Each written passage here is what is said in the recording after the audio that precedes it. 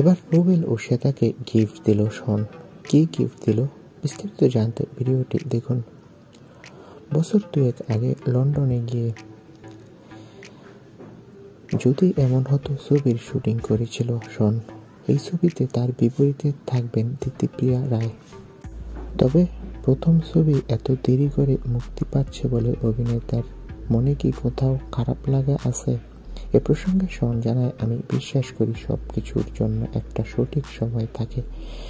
এমন অনেক ছবি রয়েছে যেগুলো শুটিংয়ের বহু বছর পরেও দর্শক মন জয় করেছে, আমারটাও তাই করবে। রুবেল শ্বেতার বিয়েতে অভিনেতা উপস্থিত হতে পারেনি ব্যস্ততার কারণে। তবে বিয়ের কয়েকদিন পর রুবেল ও শ্বেতার জন্য গিফট নিয়ে যায় শন। রুবেলকে একটা ব্র্যান্ডের ঘড়ি আর পাঞ্জাবি গিফট দিয়েছে এই অভিনেতা, আর শ্বেতাকেও নাকি একটা দামি বেনারসি শাড়ি উপহার দিয়েছে। তো বন্ধুরা, এই আপডেটটি জেনে কেমন লাগলো কমেন্ট করে জানাও। ধন্যবাদ।